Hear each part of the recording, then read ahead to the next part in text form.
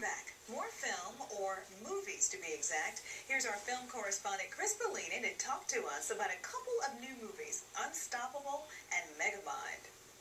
Will Ferrell is Megamind, a brilliant supervillain with one dream: destroy Metro City. This is a day you and Metrocity shall not soon forget. It's pronounced Metro City. Oh, potato. But one obstacle stands in his way: Metro Man. I love you, Metro Man. I love you, random citizen. After a long series of failures, his wish accidentally comes true. Metro Man is nowhere to be found. But when a new supervillain arrives, consider yourselves under new management. Megamind must decide: is he really bad to the bone, or is he actually a hero at heart? You need to be that guy. Well, this is a strange turn of events. For director Tom McGrath, it was a project he didn't hesitate to jump into. Jeffrey Katzenberg, Ben Stiller pulled me aside and pitched me the story in the 5 lines. You know, a superhero movie told from the point of view of the villain. At the center of it's a love story. And it just seemed so unique and such an original idea. And I love superhero movies. I grew up with them and always wanted to do one, and this seemed like the perfect one. Megamind is the supervillain, but he's the supervillain that you end up rooting for. How important to that performance, to making that character so likable, was getting Will Ferrell?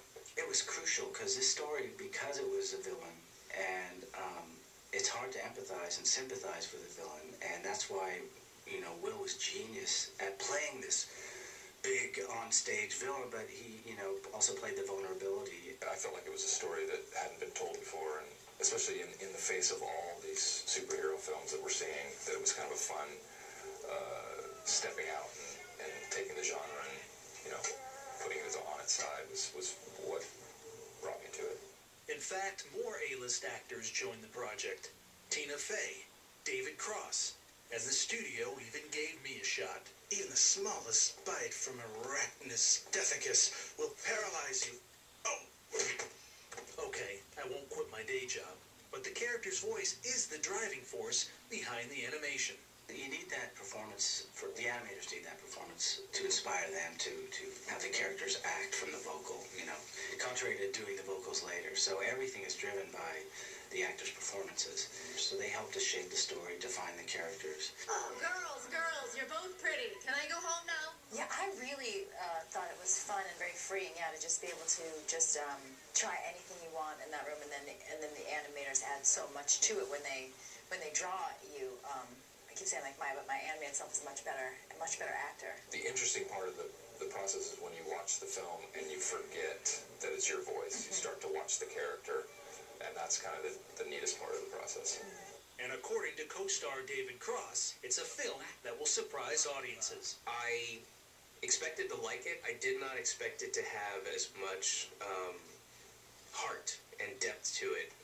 I didn't expect to have real adult feelings, and I got all jumbled up inside. In Unstoppable, Academy Award winner Denzel Washington is Frank Barnes, a veteran train engineer who starts a routine day with a simple assignment. We're working together today on train 1206. Is there a problem? I just don't like working in a damn daycare center. I don't like working at a retirement home, so. All right. But things get complicated when a series of events put Frank on a deadly course. We have an unmanned train rolling into a highly populated area with no air brakes. Yeah. 06, what's up? There's an unmanned train on the northbound track. It's under power? It's coming straight at us. We're not reinventing the wheel. A good, heroic film is about the ordinary person, oftentimes the reluctant hero, stuck in an extraordinary situation. It's the choice they make in that moment of great choice, whether or not they're going to face danger and face peril and risk their life for the greater good or not.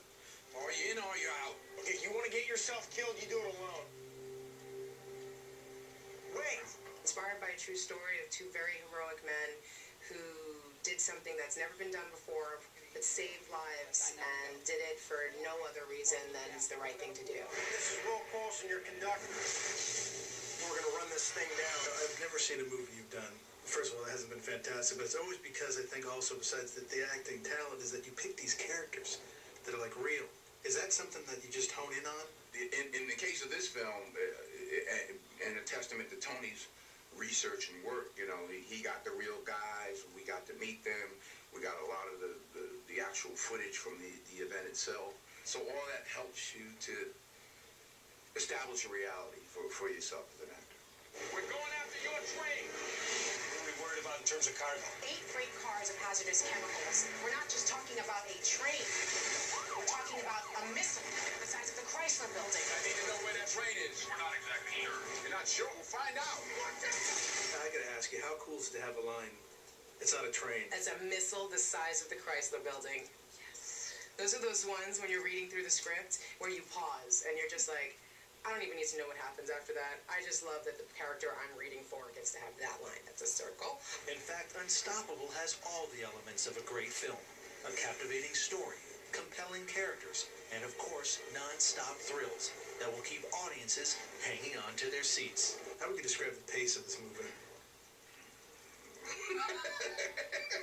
It's not a whirlwind, but it's damn close. No, actually, it's like...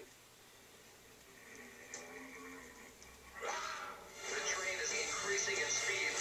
We're going to be coming in too hot. Just lost our legs!